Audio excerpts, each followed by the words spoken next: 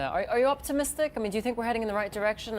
I feel like we've lost our way a little bit with regards to singing off the same hymn sheet of whether or not we're actually in this recovery phase still.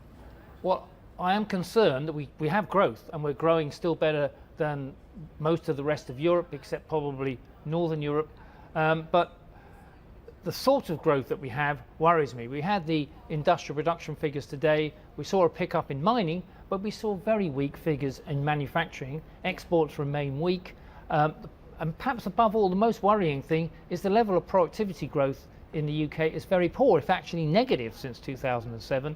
So production per person working is not going up. And that worries me because it means that the quality of the growth that we can have over the next period is going to be limited, and it could be very imbalanced in the direction of more credit spending, more household debt, boosting the economy on the demand side, rather than really seeing an improvement through technology on the supply side. I was going to say, why do you think it is that productivity remains low here? Because we've seen it go up elsewhere in Europe. Well, economists everywhere are completely puzzled by this. Yeah. I think the French are more productive than the English. The level of France's productivity, that's production per head or employed or per hour as well, is higher.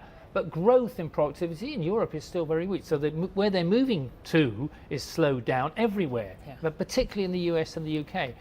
Clearly, business investment is crucial to this. If there isn't sufficient investment, particularly in new technology, and there's plenty of fantastic opportunities in this area which would boost the level of productivity, then we could deliver that. What's happened in the UK in particular is that we've taken on a lot more employees than other countries. So our unemployment rates come down great. Employment's shot forward, but perhaps the sort of people that we're taking on in employment in various businesses, particularly in services industries, are not particularly productive, and we're not really using the new technology and the new R&D that's available, all the software that could be employed there to really boost productivity per head. We're just taking on labour quite low, relatively low wages compared to where it was before, and that's not necessarily in the long term the way forward.